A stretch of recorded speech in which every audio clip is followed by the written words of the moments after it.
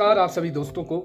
दोस्तों पिछले कल जेबीटी का रिजल्ट आता है और मेरा मोबाइल के मैसेजेस सुबह देखता हूं तो बहुत सारे लोगों के मैसेजेस आते हैं, सर नहीं हुआ। मेरा भी नहीं हुआ सर, मेरा 62 थे नहीं हुए, 65 थे नहीं हुए, 64 था नहीं हुआ। सर मैं बहुत परेशान हूं, या मैं बहुत परेशान हो चुका हूं, या मुझे नहीं समझ आ रहा कि मुझे क्या करना चाहिए। मैं एक बात समझता हूँ कि आप जो इंसान संघर्ष करता है, जिसने बहुत मेहनत की होती है, जिसने सब कुछ त्याग करके एक जगह पर रूम रखकर, कहीं पर घर से लड़कर, परिवार से लड़कर, रिश्तेदारों को की ताने सुनकर जो है कहीं किसी कमरे में एक जगह पर अपने मन की शांति को एक एकाग्र बनाकर जब वो अध्ययन करता है, तो जब इस तरह का उसको रिजल्ट आता है तो उसको दुख पहुंचना कोई बड़ी बात नहीं है, लाजमी है। और ये अक्सर हमेशा होता भी है और ये चीज़ें हमने महसूस भी की है। और इसी महसूसपन को जब हम अपना मानते हैं तो उन्हीं का जरिया बनकर मैं आपकी आवाज़ बनकर जो है वीडियो बनाता हूँ। मुझे नहीं मालूम कि कितनों को पसंद आएगी, कितनों को नहीं, लेकिन मुझे चाहिए कि कोई एक इंसान जो अशांत मन से बैठा हुआ है, अगर मैं उसका दर्द बन सकूँ तो मेरे लिए ये सबसे बड़ी बात होती है। देखिए, सबसे पहले तो एग्ज़ाम, अगर मैं फिलोसफिकल बात नहीं करूँगा, मैं सिंपल सीधी सी बात करता हूँ कि आज के दौर में देखो, सबसे पहले तो आपको ये तय करना होगा कि जॉब्स सब कुछ नहीं रह चुकी है। जॉब्स आने वाले समय में ख़त्म हो जाएगी। और ये बात अगर आप ये लेकर मत समझना कि बीजेपी या कांग्रेस या लेफ्ट या राइट, व्हाटएवर जो भी है, आप एक आईने से मत देखिए, एक दृष्टिकोण से मत देखिए। आप सेंटर में देखोगे, वहाँ भी बहुत सारी चीज़ें जो है प्राइवेट हाथों में दी जा चुकी है, और यहाँ हिमाचल में भी वैसा ही हो रहा है, और बाकी स्टेट्स में भी जब आप एनालिसिस करोगे, हालांकि आप दूसरों की थाली में सबको भरा ही दिखता है, ये एक कहावत भी है और वाकई बात भी सच है। उस पे आऊँगा। अभी आपने पिछले कल देखा होगा कि हिमाचल प्रदेश विश्वविद्यालय में एक 7-8 घंटे की मीटिंग हुई है, कॉन्फ्रेंस हुई है, जिसके ऊपर मैं आऊँगा, बाद में बात रखूँगा कि वो अब आने वाले समय में जो कॉलेजेस में जो सिलेबस होगा वो किस तरह होगा, और स्कूलों का पैटर्न क्या होने वाला है, बहुत अलग थलग होने वाला है। उसके ऊपर मैं बात करूँगा। यूजीसी ने अब NEP going to implement from this year, ये जो है अब ये आप गांठ बांध लो। लेकिन उससे पहले एक चीज़ आपने देखी होगी, बीइंग जेबीटी एस्पिरेंट या कोई भी अन्य एस्पिरेंट, टीजीटी, आपने टीजीटी का दिया, आपने देखा, आप जब हम एनालिसिस कर रहे थे, कोई और भी एनालिसिस कर रहा था, मेरे तो कई दोस्त हैं जेबीटी के जो रोज यार इतनी 66 से ऊपर जा ही नहीं सकते, 67 से तो मतलब ही नहीं बनता। लेकिन जब आप देखेंगे 72 is not safe, 70 is not safe, तो आप देख रहे हैं कि हमारा जो कंपटीशन है या एक सिस्टम है वो कितना जो है वो मतलब ऊपर जा चुका है। एक अनएम्प्लॉयमेंट रेशो देख सकते हैं आप यहाँ पर, क्योंकि बेरोजगारी इतनी बढ़ चुकी है कि वो जो कंपटीशन है वो वहाँ पे रह ही नहीं रहा है। जहाँ एक ज़माना हुआ करता था 55% भी सेफ होता था। क्यों? क्योंकि जो कंसिस्टेंसी में अगर आपके एग्ज़ाम होते रहेंगे, 2 साल के अंदर एग्ज़ाम होता रहेगा, तो वो क्राउड ही ख़त्म हो जाएगा।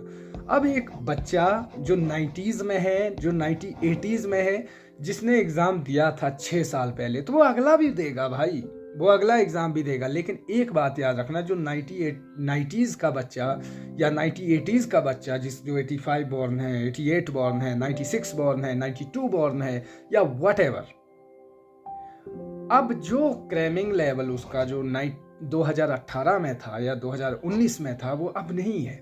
अब जो न्यू जेनजी जनरेशन है, इनके पास सोर्सेज भी है। आप और मैं वो लोग हैं जिन्होंने, मैथ का टीचर मैंने 10वीं में देखा था फर्स्ट टाइम, और मुझे लगता था कि I was one of the brilliant student in mathematics जब मेरे 49 मार्क्स आए थे। क्यों आए थे? क्योंकि वो मैंने साइन थीटा कॉस थीटा उसको ना मैं टेबल मतलब उस थर्स्टिक रो की तरह ही रट दिया करता था मैथ्स, क्योंकि पास होना है। और आप में से मेरी तरह कुछ ऐसे भी है जिन्होंने इंग्लिश टीचर ही 6th में देखा, और हमें ये नहीं मालूम कि वो जो 4th में एक चैप्टर हुआ करता था, शुभ्रा वॉज वेरी हैप्पी। क्यों हैप्पी थी? बस एक लाइन याद आती है कि शुभ्रा वॉज वेरी हैप्पी।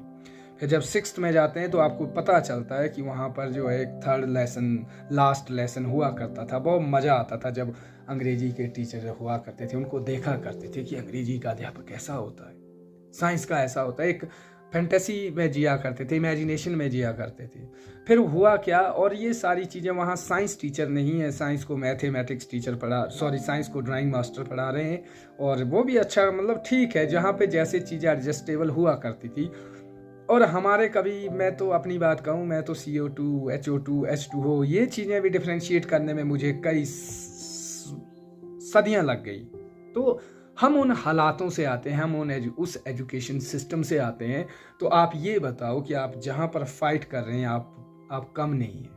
मैं ऑनेस्टली बात कर रहा हूँ, आप कम नहीं हैं। बहुत हार्ड वर्क करके आप 66 पर पहुँच रहे हैं। उन बच्चों के साथ कंपटीशन दे रहे हैं जिनको जो है 4th स्टैंडर्ड में H2O के पता चल जाता है, जिनको CO2 का पता जो है 2nd स्टैंडर्ड में पता चल जाता है, मींस दूसरी क्लास में पता चल रहा है। आज के बच्चे, लिटरली बता रहा हूँ मैं, जिनको जो है आप 4 है ना, वो जो आप टेबल बोलते हैं, वो जो अभी की जनरेशन आप देख रहे होंगे। तो कंपटीशन उन लोगों के साथ है। आप आउटडेटेड नहीं हुए हैं। आप ये मत सोचना कि यू आर नाउ आउटडेटेड और आप लोगों की प्रिपरेशन, लेकिन एक बात समझनी होगी, धारा के साथ चलना होगा, धारा के साथ चलना होगा। जो चीज़ें रिवर्स चली है ना, हमें रिवर्स नहीं जाना, हमने उसको अपने साथ खींच के लाना है। आप लोग देखिए, आप लोगों के पास अभी वक्त है, आप लोगों के पास आपकी ताकत है हार्डशिप। आप कभी हार्डशिप से नहीं गए। आपको एक बात कहना चाहूँगा कि हालात और परिस्थिति कभी एक सी नहीं रहती। आपको जो है अब तैयारी करनी पड़ेगी। बहुत परेशान हो चुके होंगे आप लोग, चीज़ें नहीं सही चल रही होगी आपके जीवन में, बहुत सारी उथल पुथल चल रहा होगा, मैं मानता हूँ। लेकिन एक चीज़ ये है कि अभी आपका जो है CBSE का पेपर हो रहा है या होगा, और दूसरी चीज़ जो आपने एग्ज़ाम दिए हैं, आपने उसका आकलन करके अब आपके पास जो है JBT की और भी पोस्टें आएगी CBSE वाली। उसके लिए खुद को तैयार कीजिए, खुद का माइंड सेट वहाँ के लिए तैयार कीजिए, और एक अप्रोच के साथ, एक पॉजिटिव इंटेंट के साथ कि हमने यहाँ पर इतना स्कोर किया, हमने इससे 10 नंबर ज़्यादा लेने। जो आपका अभी का करंट स्कोर है, अगर आप 62 में हैं तो 72 कीजिए, अगर आप 70s में हैं तो 80s का टारगेट रखिए। इस तरीके से खुद को तैयार कीजिए। काम तो करना पड़ेगा, बिना रोए माँ दूध नहीं देती। सीधी सी बात है, आज के दौर में नौकरी ख़त्म हो रही है। हिमाचल जैसी स्टेट है जहाँ पर थोड़ा सा गांव में डिपेंडेंसी अपने ऊपर है, बच्चे लोग इंडिपेंडेंट है। अदरवाइज जो है अनएम्प्लॉयमेंट रेशो यहाँ बहुत हैवी हो चुका है, और चीज़ें जो है वो रिवर्स नहीं दिखती है। बट अनएम्प्लॉयमेंट का जो, बेरोजगारी का जो असर है वो सीधा देखने को मिल रहा है। आप एग्ज़ाम के जरिए देख लो, आप भीड़ तंत्र देख लो। तो इसमें इतना कहना चाहूँगा कि अभी जो टीचर्स की रिक्रूटमेंट आ रही है, ये आने वाले समय में एक अपवाद बन जाएगी कि निकला करती थी। तो मैं आपको यही कहना चाहूँगा कि इस एग्ज़ाम को जो है प्रायोरिटी पर लीजिए। होगा ना होगा वो देखा जाएगा, लेकिन ये है कि रेगुलर पोस्टें भी आएगी, ज़रूर आएगी। अगर इनके पास कोई अगर ये NEP का प्लान होगा तो बहुत सारी चीज़ें आएगी।